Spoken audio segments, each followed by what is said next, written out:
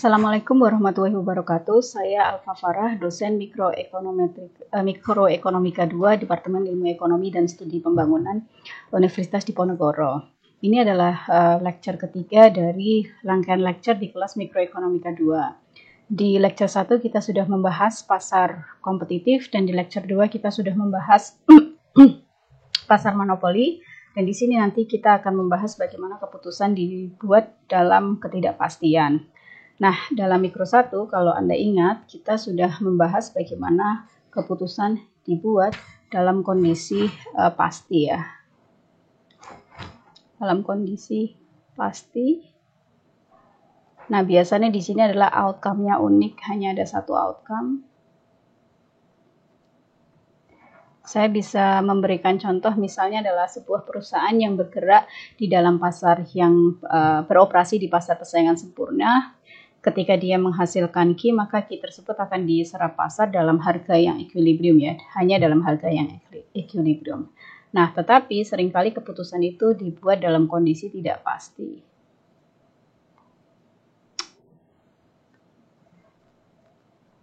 Tidak pasti.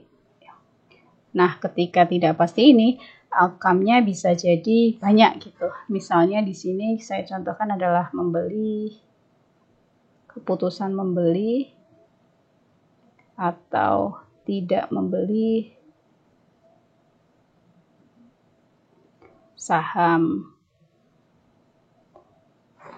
atau misalnya asuransi. Nah, lecture 3 ini akan membahas bagaimana individu membuat keputusan dalam ketidakpastian. Apa yang akan dibahas nanti akan menjadi pengantar ya bagi Anda yang ingin mempelajari lebih jauh mengenai imperfect information.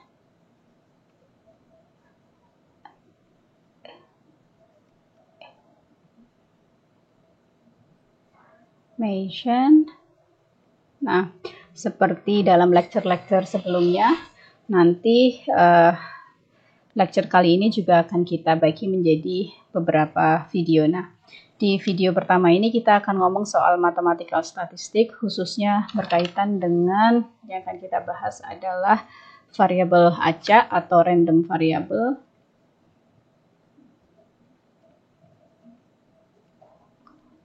Dan juga distribusi probabilitasnya.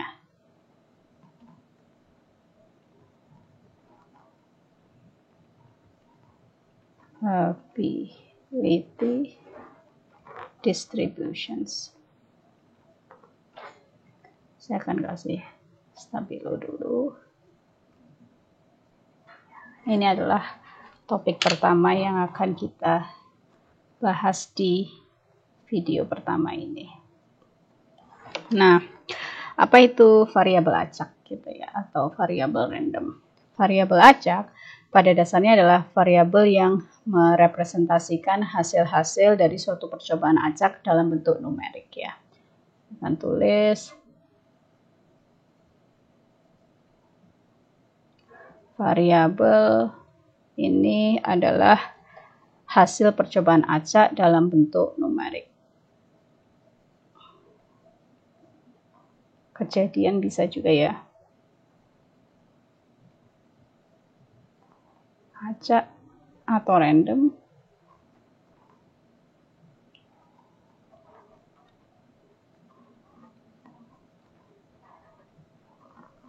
Numerik.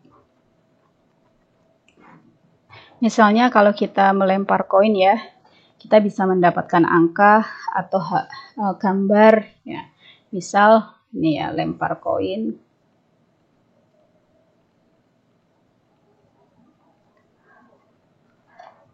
Lempar, saya sampai salah nulis nih, lempar koin. Ada dua kemungkinan. Gambar atau yang kedua adalah angka. Misalnya untuk setiap gambar yang keluar kita kasih nilai 1. Bisa untuk setiap angka yang keluar bisa kita kasih nilai 0 misalnya ya. Nah, ini bisa kita sebut sebagai variabel acak dan itu bisa kita tuliskan seperti ini. Misalnya variabel acaknya itu kita sebut sebagai X, variabel X itu harus ke bawah lagi. X, maka X ini kejadiannya hanya ada dua, yaitu keluar gambar atau angka. 1, kita kasih nilai 1 dan 0. Di sini jika X adalah gambar, dan di sini jika X adalah angka. Ya. Nah, ini adalah salah satu contoh variabel acak ya. Jadi kejadian yang acak kemudian direcord dalam bentuk angka. Hasil dari eksperimen random bisa berbentuk kemungkinan yang terbatas ya, atau kita sebut sebagai discrete random variable. Jadi kita bisa sebut random variable itu ada dua jenis. Yang pertama adalah yang terbatas, yang kita sebut sebagai discrete random variable. Dan yang kedua adalah variabel acak yang berada di dalam rentang yang berkesinambungan ya. Yang ini kita sebut sebagai continuous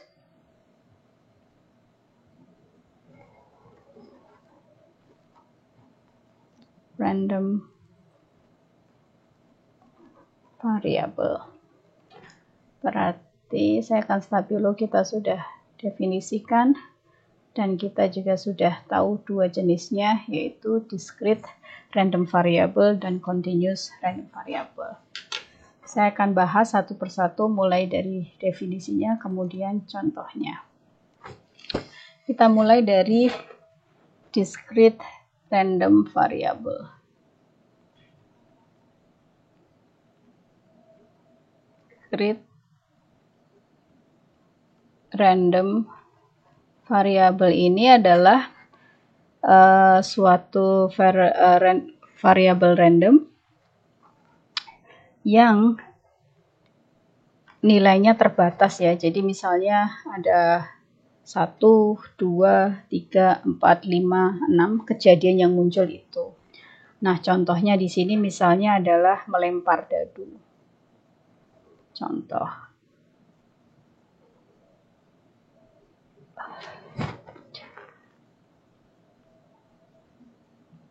Lempar 1 dadu.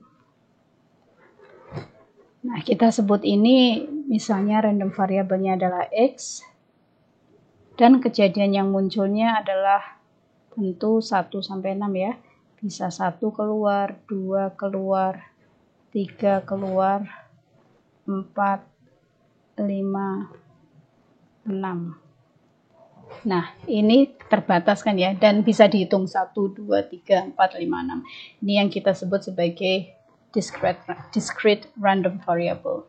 Yang kedua misalnya adalah jumlah gol dalam satu pertandingan sepak bola ya.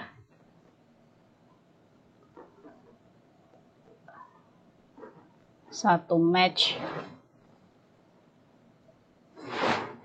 Kita misalnya tulis X. Berapa sih yang mungkin? Bisa jadi tidak ada gol, berarti 0. I don't know, sampai tak hingga, nggak mungkin juga 90 menit, anggap aja maksimal 10 ya. Misal. Dari 0 sampai 10. Ini juga adalah contoh variabel random yang discrete. Nah, sementara yang continuous itu tidak bisa dihitung 1, 2, 3 karena nilainya adalah berkesinambungan. Contohnya misalnya adalah tinggi ini ya, continuous.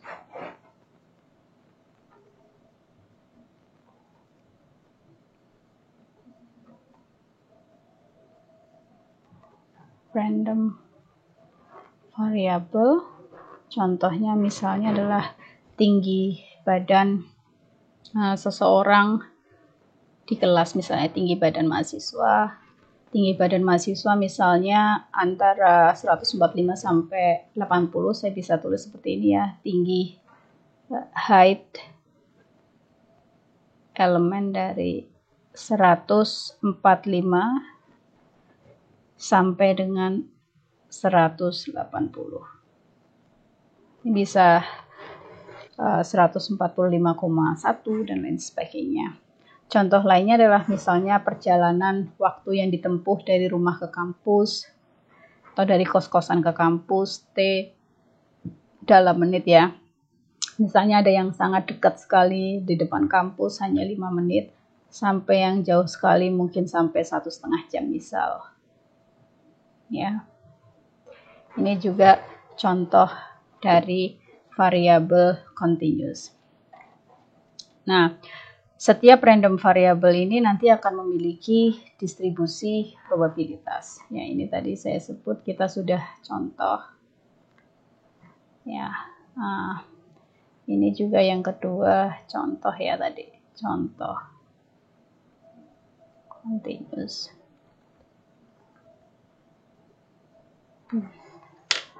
Kita sampai konsep yang kedua yaitu distribusi probabilitasnya. Setiap random variabel akan memiliki distribusi probabilitas. Nah, pertanyaannya adalah apa itu distribusi probabilitas? Distribusi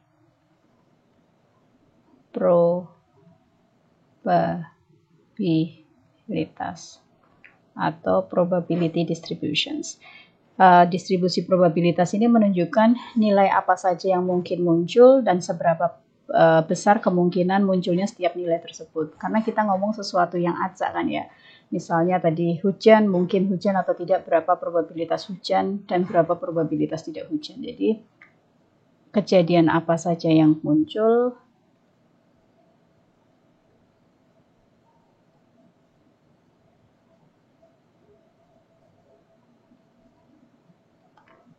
dan probabilitasnya. Saya singkat ya. Nah, distribusi probabilitas ini nanti untuk discrete random variable maupun continuous random variable namanya akan berbeda ya. Untuk variabel discrete kita sebutnya adalah probability mesh function.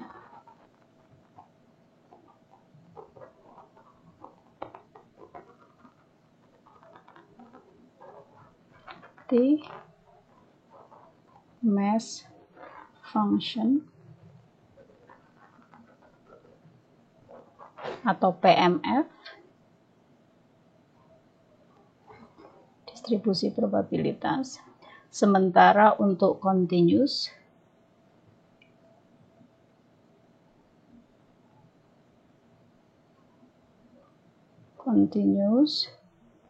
kita sebutnya adalah probability density functions.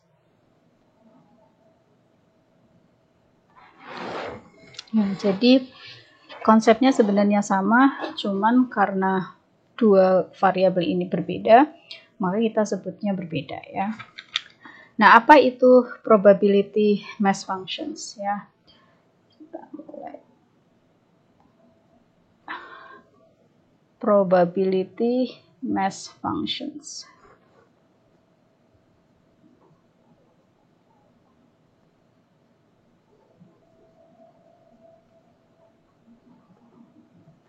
Mesh function atau PMF dari sebuah misalnya discrete random variable X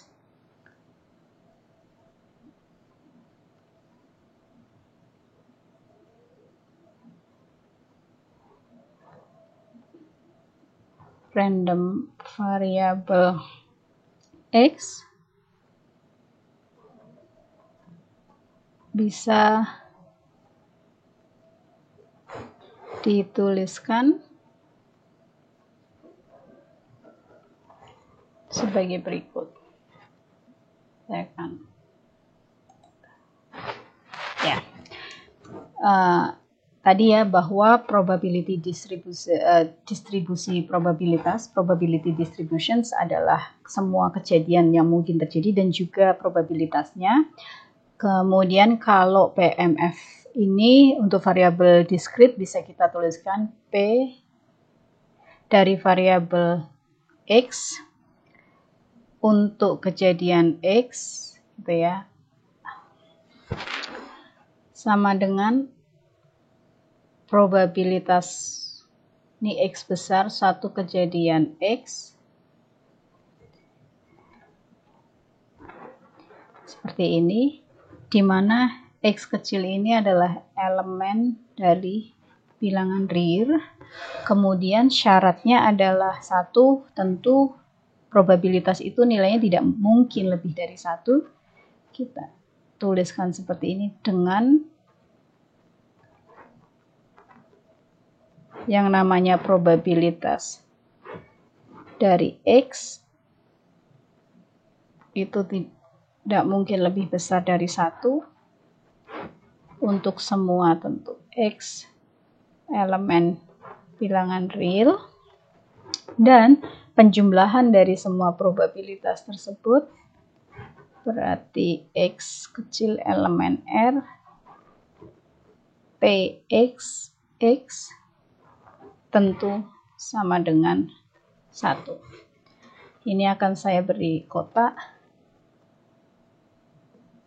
Ini yang kita sebut sebagai probability mass functions ya.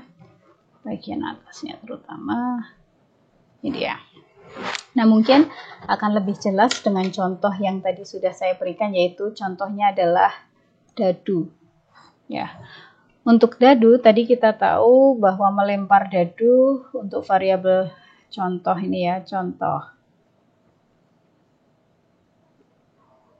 lempar 1 dadu ya, maka ini adalah variabel distrik. Saya akan tuliskan lagi X, elemennya antara lain X besar terdiri dari 1, 2, 3, 4, 5, 6, dan masing-masing ini memiliki kemungkinan muncul 1/6 ya. Anda sudah tahu bagaimana menghitung probabilitas, maka PMF-nya probability mass function-nya ini bisa kita tuliskan seperti ini. Probabilitas dari X sama dengan Px sama dengan X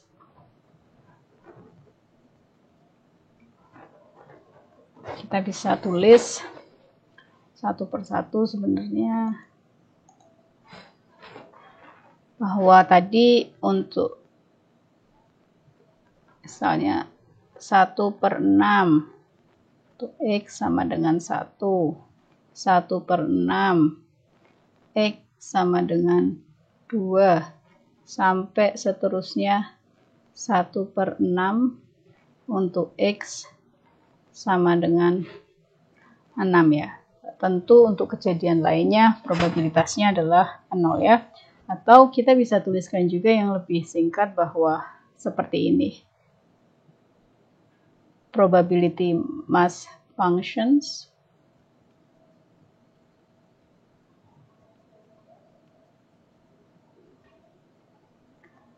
sama dengan ya, outcome 1 probabilitasnya 1/6, outcome 2 probabilitasnya 1/6, seterusnya sampai outcome 6 probabilitasnya 1/6, Bisa juga kita tuliskan seperti ini. Di awal adalah outcome-nya, selanjutnya adalah probabilitasnya. Nah, ini kelihatan ya bahwa untuk random variable kemungkinan kejadiannya bisa banyak. Kita juga bisa buktikan bahwa jumlah dari probabilitasnya ini 1/6 ditambah 1/6 sampai 6 kali tentu adalah 1, dan tidak ada satupun probabilitas yang nilainya lebih besar dari 1. Nah, kalau Anda tahu bahwa ada beberapa probability distributions untuk variable discrete ini yang sangat terkenal ya. Contoh-contoh paling terkenal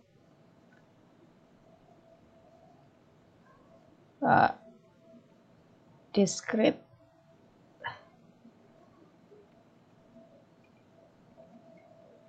yang sudah kita kenal adalah misalnya adalah binomial distributions, kemudian Poisson distribution.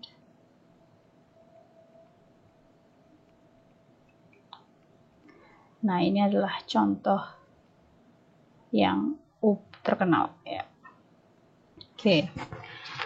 Lalu selanjutnya kita akan memberi contoh mengenai probability distributions untuk variabel random yang sifatnya adalah continuous. Dan ini kita sebut sebagai probability density functions. Probability density functions atau PDF.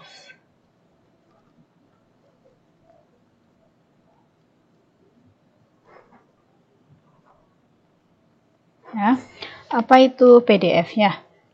Probability density function dari sebuah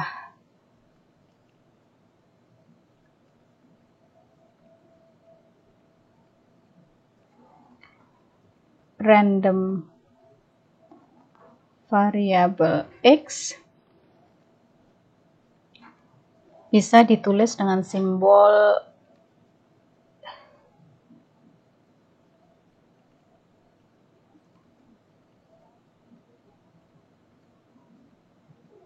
F kecil, F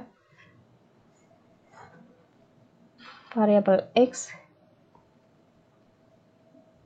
Ini pada prinsipnya sama ya, bahwa seluruh kejadian yang ada di dalam, yang mungkin ada dalam variabel continuous ini berikut dengan probabilitasnya.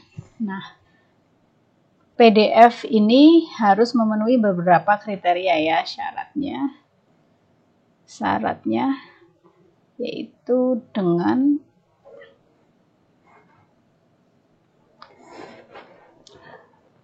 probabilitas suatu kejadian X, suatu variabel X dalam rentang A sampai B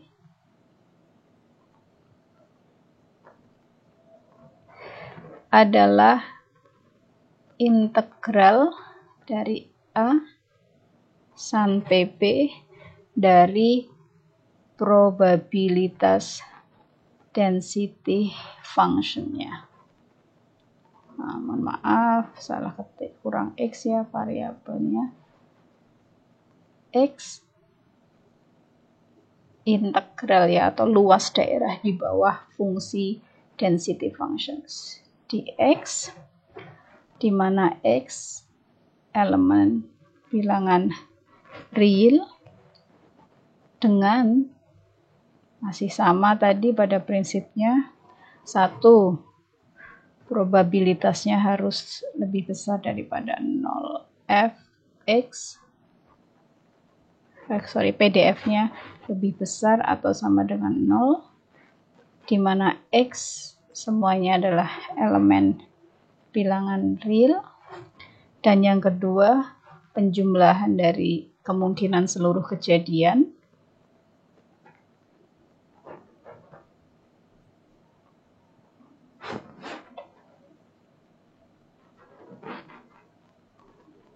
harus sama dengan 1.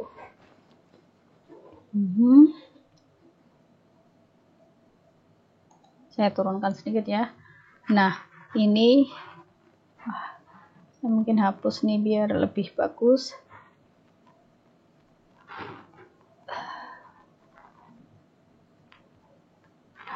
Tambah jeleknya, sorry.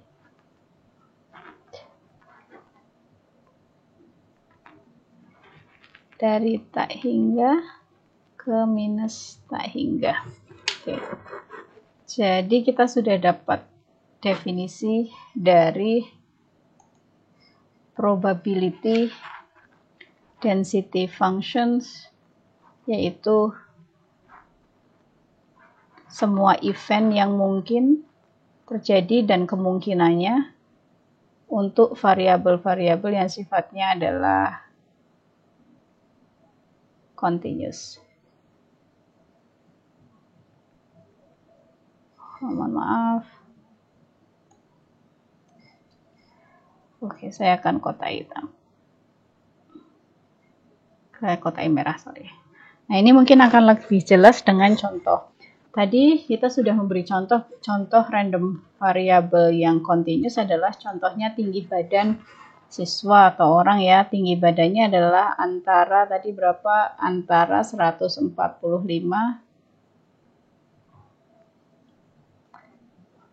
dan 180. Nah, berarti PDF-nya itu bisa kita tuliskan sebagai berikut. PDF-nya adalah probabilitas tinggi badan seseorang berada di antara 145 cm hingga 180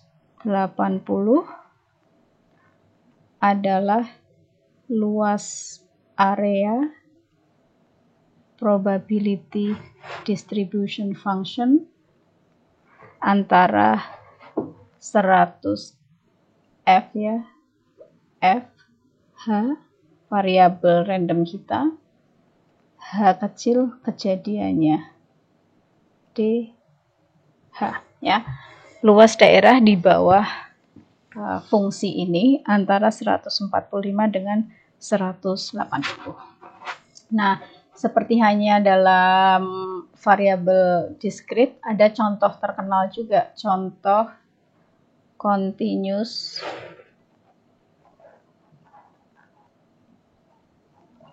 probability distributions yang terkenal. Kita pakai ini banyak di ekonometrika ya, yaitu satu normal distributions dan yang kedua adalah continuous uniform distributions.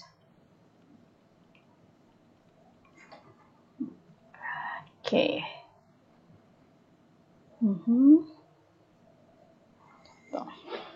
Nah, jadi tadi kita sudah secara umum ya membahas PMF dan PDF yang menginformasikan mengenai suatu kejadian tertentu dan bagaimana probabilitas suatu kejadian itu terjadi. Misalnya kalau di dalam pelemparan dadu adalah kejadian munculnya dadu 6. Nah, kadang-kadang kita juga ingin tahu mengenai probabilitas kejadian yang kurang atau sama dengan kejadian tertentu. Misalnya kalau dalam pelemparan dadu ini kita ingin tahu munculnya angka yang sama atau kurang dari 3 gitu ya. Nah, untuk bisa mengetahui ini maka kita akan menggunakan konsep yang lain yang kita sebut sebagai cumulative distribution functions. Konsep selanjutnya adalah active distributions function atau sebutannya adalah CDF. Saya akan kasih stabilo. Nah, apa itu CDF? Tadi sudah saya sebutkan secara sekilas ya, bahwa dia memberikan informasi untuk bukan kejadian spesifik, tetapi kejadian-kejadian yang kurang atau sama dengan kejadian tertentu. Nah, CDF ini bisa diaplikasikan untuk variabel diskrit maupun variabel continuous. Untuk variabel diskrit,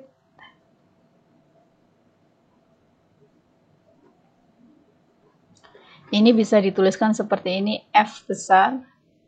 Bedakan dengan ini ya, PMF, variabel random X, untuk suatu kejadian X, ya, adalah penjumlahan dari seluruh kejadian yang kurang atau sama dengan kejadian X. Probabilitas X-nya berapa dari kejadian T tersebut, ya. Jadi di sini adalah kita menghitung jumlah probabilitas sampai poin tertentu. Nah, dalam hal ini poin tertentunya adalah X. Jadi dihitung dari semua T yang di bawah X gitu ya. Kalau 3 berarti dalam pelemparan dadu berarti dihitung pula probabilitas 1 munculnya 1 dan probabilitas munculnya 2. Kalau continuous,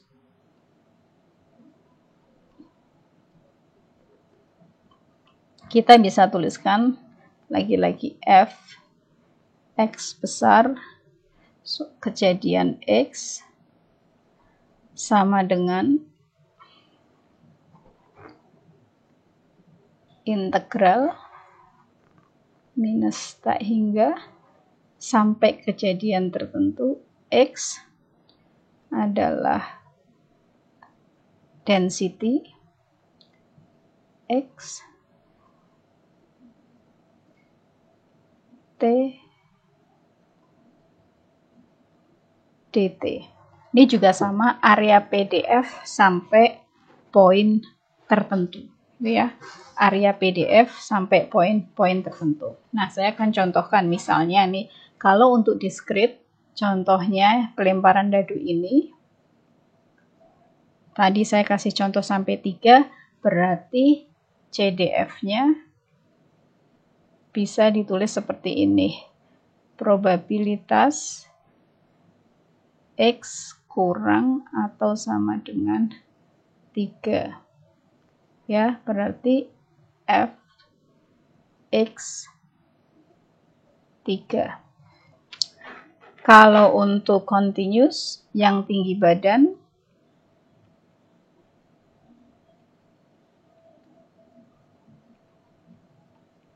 CDF, misalnya kita ingin tahu yang tingginya kurang dari 160, kita berarti bisa tuliskan P, variabel ketinggi kita tulis dengan besar H, kurang atau sama dengan 160, maka sama dengan F H 160. Oke. Ya. Jadi di sini kelihatan bedanya adalah kalau kumulatif adalah penjumlahan dari seluruh kejadian sebelumnya. Nah, ini bisa secara singkat saya bisa ilustrasikan dalam sebuah gambar seperti ini, misalnya untuk yang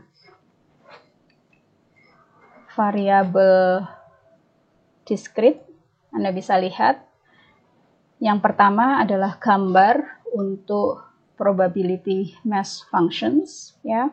Anda lihat probabilitasnya sama untuk semua kejadian 1/6 seperti yang tadi sudah saya jelaskan dan dijumlahkan sama dengan 1.